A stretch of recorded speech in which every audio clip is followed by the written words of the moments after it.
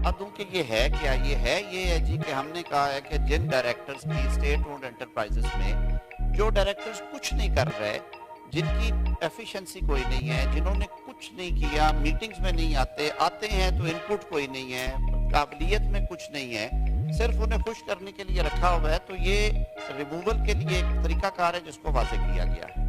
और एफिशिएंट करने के लिए स्टेट ओन्ड जो एंटरप्राइजेस है उनके बोर्ड ऑफ डायरेक्टर्स को एफिशिएंट बनाने के लिए, ताकि उनका ओवरऑल असर जो है वो उस इदारे के ऊपर आए, ये कुछ तरामीम है जो कि गुड गवर्नेंस के हवाले से हैं। तो इसमें हर सर जहाँ पे कानून में वैसे अर्ज कर दूं, मेरे से ज्यादा समझते हैं सेनेटर अली जफर साहब, ये पावर वैसे भी है, अपॉइंटिंग अथॉरिटी के पास रिमूवल की पावर वैसे ही होती है। जनरल क्लॉजेज एक्ट में ये लिखा हुआ है कि जो अपॉइंट कर सकता है वो रिमूव भी कर सकता है। आप अपनी दाढ़ी किसी के हाथ में क्यों दे रहे हैं? नहीं सर, नहीं दे रहा है, हमारे पास ही रहेगी।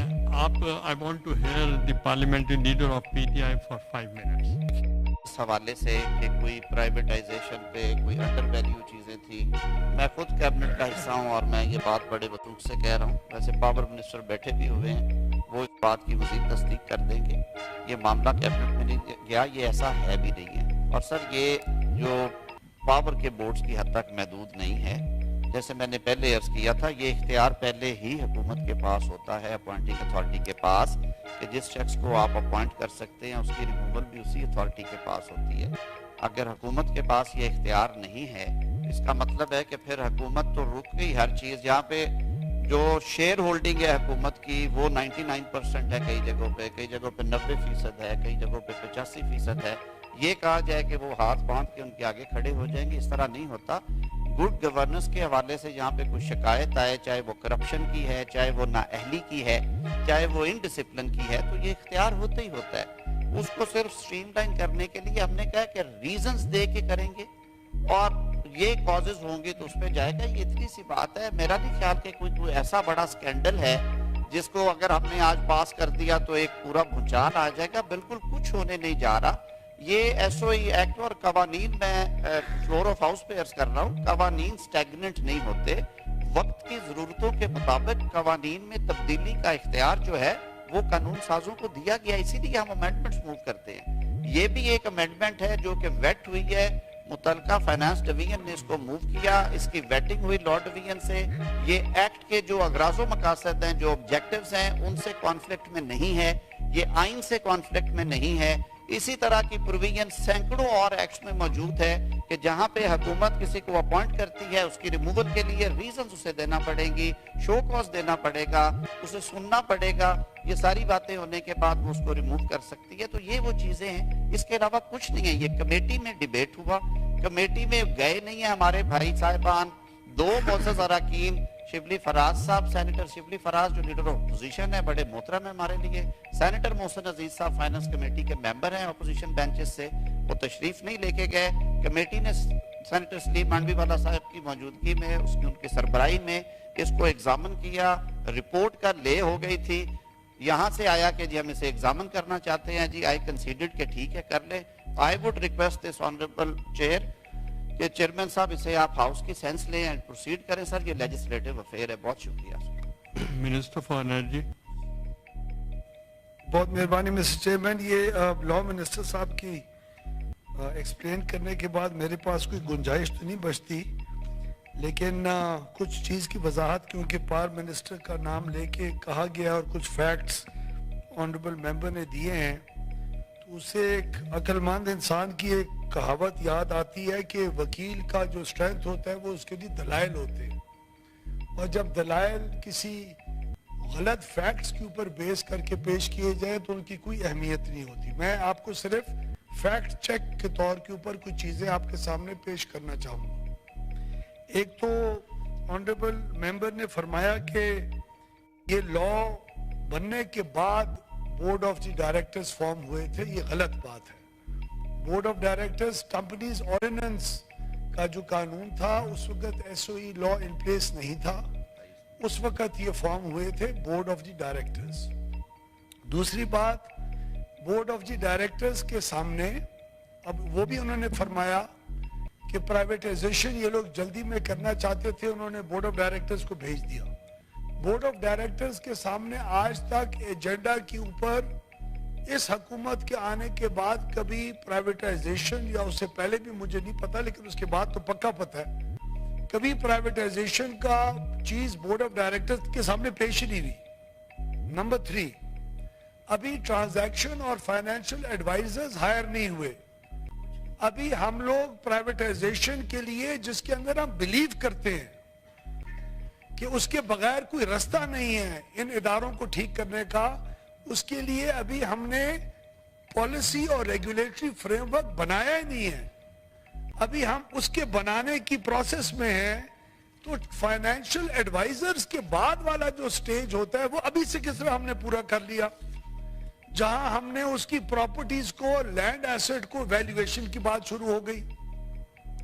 मैं ऑनरेबल मेंबर की इतला की और उनको इन्फॉर्म करने के लिए हाउस को ये भी पेश करना चाहता हूं कि हमारा एक कानून है जो नेपरा का कानून है, उसके तहत distribution companies can not use their assets, जो चाहे उनके नाम पे हो या एरिया इलेक्ट्रिसिटी बोर्ड्स के नाम से आ रहे हो या सूबों के नाम से आ रहे हो, they can not use that land for any other purpose other than providing the provision of electricity and power and for that particular business. तो उनका revenue stream इसके अलावा हो ही नहीं सकता। How easy is it to just completely misstate the facts? This is इसका fact check बहुत जरूरी था। मैं honorable member को assure करता हूं कि ये किसी खास रीजन के लिए कि उनको हमें वो नहीं पसंद नहीं है, उनको निकाल दो। There is a certain entire process that exists. जब SOE लॉ इजाजत देगा, वो प्रोसेस जो इस वक्त है उसकी बाकायदा रीजनिंग होती है। किस कंपनी के 550 अरब रुपए के नुकसान है, किसका 100 का है, किसका 80 का है, जिसके प्रॉफिट होंगे उसके बोर्ड ऑफ डायरेक्टर्स को चेंज करने की जरूरत क्या है? वो कंपनी अच्छा परफॉर्म कर रही है, लेकिन जिसका प्रॉफिट 1 रुपया आएगा और आप 50 अरब सकता है, उसकी आप और हम जब शेयर होल्डर्स अपनी कंपनीज के होते हैं या जिन बोर्ड ऑफ डायरेक्टर्स के ऊपर हम लोग प्राइवेट कंपनीज के बैठते हैं, वहां इस किस्म की चीजों को असेस नहीं किया जाता। उसकी असेसमेंट कौन करेगा? तो हमने सिर्फ एसओई लॉ को इस किस्म की कंसिस्टेंसी हासिल करने के लिए कि हम लोग उसके ऊपर check and balance as share holders कर सके अकॉर्डिंग टू सर्टेन प्रोसेसेस, जो हम आपके सामने ट्रांसपेरेंट तरीके से रखेंगे इंशाल्लाह। और कतन मैं ऑनरेबल मेंबर को अश्योर कराना चाहता हूं कि ये वजूहात जो उन्होंने कही हैं, based on the facts that he has presumed to have happened, those facts do not exist on the ground, और ये इन वजूहात की वजह से नहीं हो रहा। Sir, leader of the house. बिस्मिल्लाहिर्रहमानिर्रहीम। मैं समझता हूँ कि ऑनरेबल कॉलीग ने, पार्लियामेंट्री लीडर पीटीआई ने जो कुछ पॉइंट्स रेज किए हैं वो बड़े इम्पोर्टेंट हैं, और बोथ लॉ मिनिस्टर साहब और पावर मिनिस्टर साहबान ने उसका जवाब भी दिया है। लेट मी अश्योर यू कि जो प्राइवेटाइजेशन प्रोसेस है, I can guarantee that it will be transparent. As chairman of the cabinet committee on privatisation, I will not entertain anything which is beyond any rules, process or without transparency. क्योंकि जो process है, as you know, कि once the transaction process is completed, I'm sure all honorable members know, उसके बाद जब वो ripe होती है तो फिर ये कैबिनेट कमेटी ऑन प्राइवेटाइजेशन के पास आती है, दे पोस्टमार्टम में, और मैं एज फाइनेंस मिनिस्टर भी इसका चेयरमैन रहा हूँ, अभी भी मेरी जिम्मेदारी है, और उसके बाद ये कैबिनेट में जाती है। So let me assure you the house and honourable member कि कोई ऐसी चीज जो है अगर उसमें ट्रांसपेरेंसी नहीं होगी, अगर उसमें कोई ड्यू प्रोसेस फॉलो नहीं होगा, तो I assure you the first blockade will be at the CCOP which is my responsibility. Number 2, मैं समझता हूं कि जो प्राइवेटाइजेशन प्रोसेस है, देखिए एज ए हुकूमत ये हमारा फर्ज है और इंशाल्लाह we will discharge it. So far ये सबसे पहले हमारे ऊपर जो रिस्पांसिबिलिटी है, it's not only the government but also the allies, उसमें पीपल्स पार्टी है, उसमें दूसरी जमातें हैं, इन सबको सबसे पहले हमें एक यूनानिमसली इन फैसलों को करना है, फिर हाउस को ऑब्वियसली ऑन बोर्ड लेना है। तो ये प्लीज हमें इन चीजों में दो चीजें इन्होंने बहुत इंपॉर्टेंट बात की, and I think it let's take it today कि किस तरफ जाना। एक इन्होंने पाकिस्तान स्टील मिल की बहुत इंपॉर्टेंट बात की, एक इन्होंने ऑनरेबल अली जफर साहब ने $800 मिलियन की बात की। Let's look at it, this house should consume time to postmortem these two transaction. Why this did not materialize Pakistan Steel Mill? Hundreds of billions have been lost because it could not be privatized. तो क्या ये हमारा फर्ज नहीं है कि हम इसको देखें, गाइड करें? फिर हम कहते हैं कि हम we are the symbol of federation, we तो फिर हम काम भी करें ना जी मिलके। ये these things should be political, इस पे कोई सियासत नहीं होनी चाहिए। और मैं वेलकम करूंगा अगर इस पे एक स्पेशल ग्रुप या कमेटी बन जाए कि इसको right from day one two till now देखा जाए कि पाकिस्तान स्टील मिल क्यों प्राइवेटाइज नहीं हो। उस एक फैसले की वजह से कितना पाकिस्तान ब्लीड हुआ, how many hundreds of billions Pakistan lost, number one. Number दो, इन्होंने बिल्कुल सही बात की, $800 मिलियन जनरल मुशर्रफ के जमाने में ट्रांजैक्शन हुई, इत्सलात को प्राइवेटाइज किया गया। उस प्राइवेटाइजेशन में 3 बिडर आए, और चूंकि मैं इसलिए कह रहा हूं उसके बाद पीपल्स पार्टी की गवर्नमेंट भी रही, मुस्लिम लीग नून की गवर्नमेंट भी और पीटीआई की गवर्नमेंट भी रही। None of these governments could solve it. Why? I have analysed it. Why? Let me share it with you, but we are still trying to find a solution. वजह यह है कि 3 bids आई, the highest bid जो थी इत्सलात की थी, और दो जो बिड थी, bid number 2, bid number 3, I am talking general Musharraf era. I have studied this case and tried my best to get it resolve, but you know there is a limit. उसमें जो दोनों बिड नंबर 2, बिड नंबर 3 वो मिला के भी was not gross amount of the 2 bids were not less than the bid number 1. So according to my information and the colleagues who were there, मैंने ये 20, 13, 17 में भी इसको फॉलो अप किया, तो उन्होंने कहा कि the bidder wanted Pakistan to confiscate his bid bond and run away.